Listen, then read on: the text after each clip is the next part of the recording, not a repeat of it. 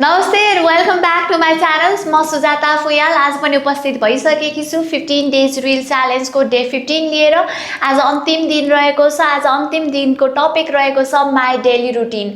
मेरो daily routine चाहिँ कस्तो छ त भन्ने विषयमा आज म चर्चा गर्नेछु। भिडियो अन्तिमसम्म हेर्न नभुल्नु होला। हुन त डिजिटल अट्र्याक्सन बिजनेस गर्नको लागि कुनै टाइम फ्रेम आवश्यकता पर्दैन।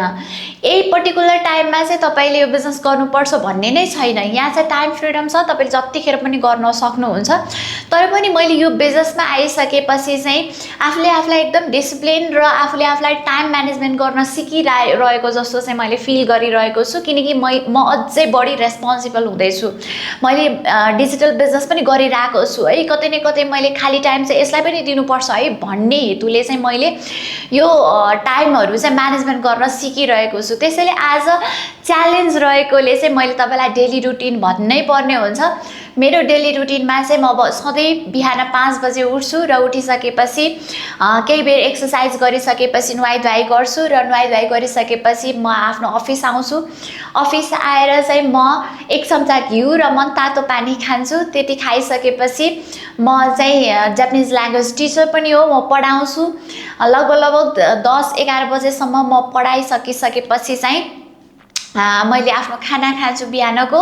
त्यो बिहानको खाना खाइसकेपछि चाहिँ मेरो अफिसमा के कामहरू हुन्छ टु डु लिस्ट हेर्छु। मैले आज गर्नुपर्ने कामहरू के छ, इन्टरभ्यूको तयारी गराउनु पर्ने छ कि अथवा डकुमेन्टेसनको केही काम छ कि अब मेरो अहिले मेरो फिजिकल रन भइरहेको बिजनेसमा चाहिँ के काम छ त्यो सबै कुरा हेर्छु। छ भने ती कामहरू म सबै गर्छु र त्यसपछि मैले दिउँसो खाजा खान्छु। खाजा खाइसकेपछि चाहिँ मेरो केही फ्री टाइम हुन्छ। त्यो फ्री टाइममा चाहिँ मैले आज डिजिटल बिजनेसमा चाहिँ के भइरहेको छ, कति साथीहरूले कति इम्प्रुभमेन्ट गर्नुभयो, मैले के गर्न बाँकी छ, मैले सिक्नुपर्ने के छ, आज कति मिटिङहरू भए अथवा भरे के मिटिङ छ कि छैन, त्यो सबै कुराहरू चाहिँ म एनालाइसिस गर्छु र मैले आज बनाउनु पर्ने पोस्टहरू, आज मैले गर्नुपर्ने कामहरू के बाँकी छ म त्यो खाली टाइममा गर्छु। र त्यसपछि बेलुका हामी घर फर्केर फेरि मिटिङ अथवा मैले सिक्नुपर्ने पढ्नुपर्ने के कुराहरू छ त्यो सबै कुराहरू पढ्छु। म केही बेर चाहिँ बुकहरू पनि अध्ययन गर्छु। अनि त्यसपछि फ्रेस भएर बेलुका केही स्यालेडहरू अथवा मलाई बेलुका खाने बानी छैन मेरो, त्यसैले चाहिँ बेलुका स्यालेड अथवा मलाई मनपर्ने केही कुराहरू चाहिँ म बेलुका लिन्छु। अनि त्यसपछि म बेलुका 9 बजे चाहिँ एक्ज्याक्ट 9 बजे सधैँ सुत्ने गर्छु।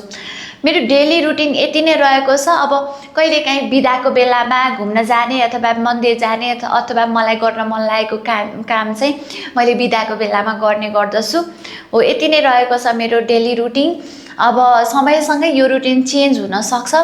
अझै मैले आफूलाई इम्प्रुभ गर्नको लागि अझै यो टाइम म्यानेजमेन्ट चाहिँ टाइट गर्न सक्छु। तर अहिलेलाई भने चाहिँ मेरो डेली रुटिन यति नै रहेको छ। आज अन्तिम दिन रहेको छ। यति 15 डेजसम्म आइसक्दा सायद तपाईले डिजिटल अनलाइन बिजनेसको बारेमा धेरै कुरा थाहा पाइसक्नु भएको छ। तपाई पनि यो बिजनेसमा इन गर्न चाहनुहुन्छ र टाइम फ्रिडम चाहनुहुन्छ, फाइनान्शियल फ्रिडम चाहनुहुन्छ।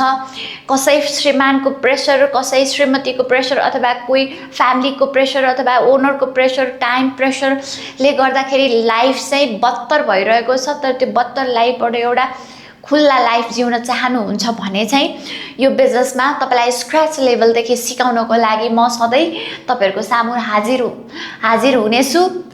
यति भन्दै म फेरि अर्को रियल च्यालेन्ज नआउँदासम्म बिदा चाहन्छु। हस्त नमस्ते।